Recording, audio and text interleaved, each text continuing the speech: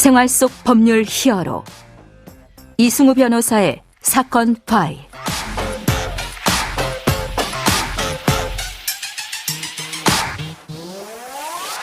안녕하세요. 이승우 변호사입니다. 각종 사건 사고에서 여러분을 구해드리겠습니다. 오늘 열어볼 사건 파일은 동물 학대 관련 사건입니다.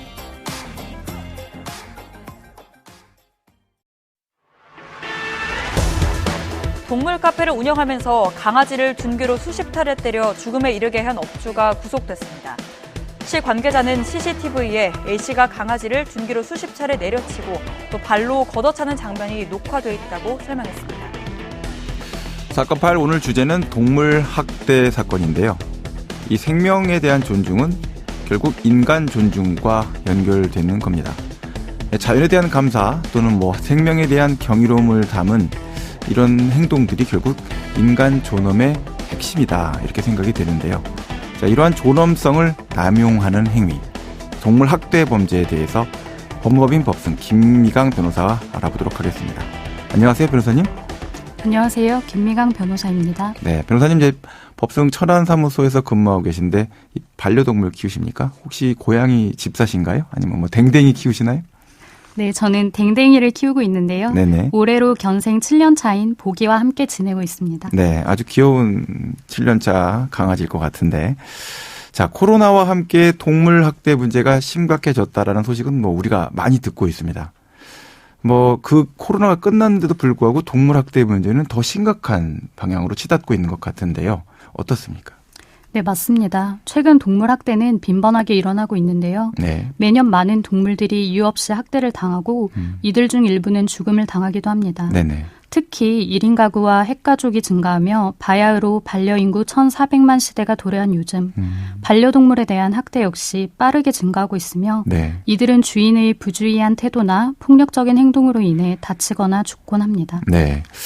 자, 실제 사건으로 좀 더 들어가 볼까요? 어떤 사건이었습니까?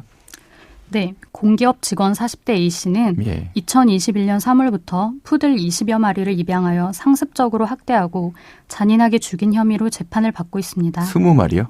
네, 무려 20마리입니다. 네네. 당시 A씨는 배우자와 사이가 나빠지자 배우자가 키우던 반려견과 같은 종인 푸들만 골라 범행을 저질렀습니다. 예. A씨는 공기업에 재직 중인 사실을 이용하여 견주들에게 신뢰를 얻었습니다. 네. 자신의 신분증과 애견 용품이 있는 사택 사진을 보여주며 견주들을 안심시켰고 네네. 강아지의 행방을 물을 때면 의심을 피하기 위해 스스로 실종 전단지를 만들고 사고인 것처럼 거짓말을 하기도 했습니다. 예. 그러나 실상은 전혀 달랐습니다. 네. A씨는 강아지를 여러 번 고문하였고 강아지가 기절하면 다시 깨운 후 고문을 반복하여 결국 강아지를 죽음에 이르게 만들었습니다. 예. A씨는 자신이 거주하던 아파트 화단에 강아지 사체를 묻었으며 현재까지 발견된 푸들 사체만 8구에 이릅니다. 굉장히 끔찍한 범죄인데요. 이게 이제 더 좀 특이한 게 배우자가 키우던 강아지하고 같은 종이다. 근데 그 이유만 가지고 이렇게 최소 8마리 이상 20마리를 키우면서 학대 행위를 하고 이런 범죄를 저지른 건데 A씨에 대해서는 어떤 처벌이 이루어지게 됐습니까? 네. 경찰이 수사를 시작하자 네. A씨는 아파트 화단 곳곳을 파헤치는 등 증거를 인멸하려 하였고 네. 경찰은 A씨를 긴급 체포하였습니다. 네네. 이후 경찰은 A씨에 대해 동물보호법 위반 혐의를 적용해 구속영장을 신청했으나 법원에서 기각됐습니다. A씨는 현재 불구속 상태에서 재판을 받고 있으며 최근 검찰은 A씨에게 동물보호법상 최고 형량인 징역 3년을 구형하였습니다. 이게 더 구형해도 되는 거 아닌가요? 이게 실체적 경합범 적용되면은 4년 6개월까지 구형해도 되는 거 아닌가요? 네, 맞습니다. 저도 의문인 것이 같은 동물보호법 46조 5항을 보면 상습범에 대하여서 죄의 정한형의 2분의 1까지 가중할 수 있는 조항이 있는데요.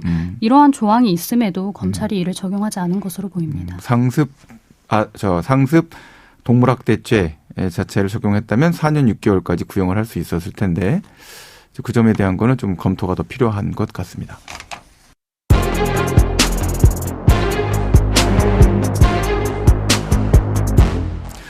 관련 법률 내용을 좀 살펴봐야 될 것 같은데요. 일단 A씨는 이 동물보호법 위반 행위, 또 상습적이고 아주 계획적이고 아주 죄질이 안 좋은 이런 사안인데, 자, 우리나라 동물보호법이 어떻게 만들어졌고 어떤 처벌 규정을 갖고 있는지 좀 설명을 해 주시죠.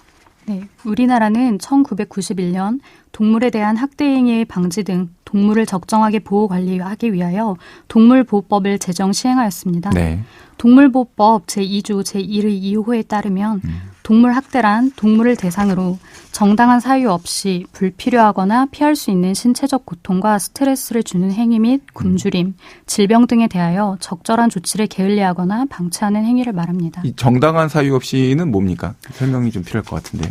정당한 사유 없이라는 거는 뒤에 조문과 함께 같이 읽어봐야 되는데요. 네네. 정당한 사유 없이 뭐 굶주림이나 질병 등에 대하여 적절한 조치를 게을리한다. 이런 식으로 생각해보면 좀 이해가 가실 것 같습니다. 그러면 그 굶주림 질병에 대한 적절한 조치는 뭘까요?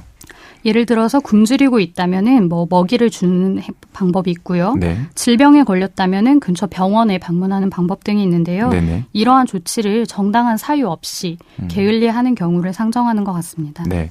그 법 시행 후의 지금 상황은 어떻습니까? 동물보호법이 시행됨에 따라 동물 학대를 처벌할 수 있는 법적 근거가 마련되었음에도 동물 학대는 계속 증가하고 있습니다. 네. 2021년 기준 동물보호법 위반 건수는 668건으로 네. 2017년 322건 대비 2배 이상 증가했습니다. 폭증한다라고 볼 수도 있겠네요. 네, 맞습니다. 네. 한편 2020년 개정된 동물보호법에 따르면 동물을 죽음에 이르게 하는 학대 행위를 한 사람은 3년 이하의 징역 또는 3천만 원 이하의 벌금에 처해집니다. 네네. 이는 종래 동물보호법이 동일한 행위에 대하여 2년 이하의 징역 또는 2천만 원 이하 벌금을 규정하였던 것보다 처벌 수위를 강화한 것입니다. 예. 동물을 죽음에 이르게 하는 학대 행위에 대하여 미국이 7년 이하의 징역, 영국과 프랑스가 5년 이하의 징역을 규정하고 있음을 감안할 때 우리나라 동물보호법의 처벌 기준은 매우 약합니다. 네. 그러면 이 관련돼 갖고 이제 판결문을 좀 분석해 보셨다고요? 네, 맞습니다. 네. 2013년부터 2022년 상반기까지 국내의 동물보호법 위반자 처벌 관련 200개 판결문을 분석한 결과 네. 형이 확정된 사례 194건 중 약 82%인 165명이 벌금형에 그쳤고 평균 벌금액 또한 140여만 원에 불과했습니다. 네네. 즉 우리나라 동물보호법의 처벌 기준은 선진국에 비추어 약할 뿐만 아니라 예. 실제 처벌마저 약한 점에서 선진국과 큰 차이를 보이고 있는 것입니다. 예. 자, 그러면 외국의 동물보호법 위반 행위에 대해서 그 법원은 처벌 형량을 어느 정도 선고하고 있습니까? 네, 세계 최초 동물보호법을 도입한 영국은 동물 소유권 영구 박탈 조항이 특징입니다. 친권 상실시키는 것과 비슷하네요. 네, 맞습니다. 네네. 영국의 동물복지법 제33조에서는 동물복지법 위반으로 유죄를 선고받을 경우 동물 소유권을 박탈할 수 있다고 나와 있습니다. 네. 미국의 테네시주는 다른 주와 달리 동물학대법 등록법을 통해 동물학대 범죄자의 이름과 사진 등을 웹사이트를 통해 일반에 공개하고 있습니다. 네네. 해당 사이트에는 범죄자의 사진과 이름, 주소, 판결 날짜 등이 나와 있습니다. 우리나라의 성범죄자에 준하는 조치를 취하는 셈입니다. 신상정보 공개 조치를 하는군요. 네, 맞습니다. 네네. 미국의 일리노이주는 인도적 동물 돌봄법을 통해 동물을 구타하거나 잔인하게 대하는 행위, 굶주리거나 과로하게 하는 등의 학대 행위를 금지하고 있습니다. 예. 이를 위반할 경우 A급 경범죄로 유죄 판결을 받고 2회 이상 위반할 경우 4급 중범죄로 처벌받도록 하고 있습니다. 네. 자, 우리나라 동물보호법 내용이 이제 뭐 외국과 크게 좀 다른 부분도 있고 실제 처벌 형량에서는 이제 좀 더 발전이 있어야 될 것 같다 이런 생각도 좀 드는데요. 어떻습니까?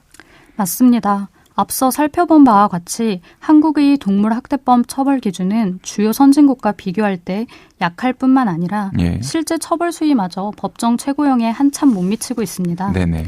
동물 학대 행위를 방지해야 하는 이유는 그것이 사회적으로나 생태적으로 가장 미약한 존재에 대한 폭력적이고 잔인한 행위에 해당하기 때문입니다. 이는 사회적 약자나 소수자에 대한 존중과 보호로도 연결될 수 있습니다. 그렇기에 사회적 인식과 법률적 개선이 반드시 이루어져야만 합니다. 그렇죠. 다른 생명체, 다른 사람의 고통을 공감할 수 있는 능력이 결국은 그런 사회 약자나 소수자에 대한 문제, 또 스스로 행동을 멈출 수 있는 그런 문제에 대한 어떤 동기를 제공하는 거니까요. 반드시 필요한 것 같습니다. 네, 지금까지 7살 반려견 보기와 함께 살고 있는 김미강 변호사와 함께했습니다. 오늘 말씀 고맙습니다. 네, 감사합니다. 생활 속 법률 히어로 이승우 변호사였습니다. 내일도 사건에서 여러분들을 구해드릴 사건 파일 함께 열겠습니다.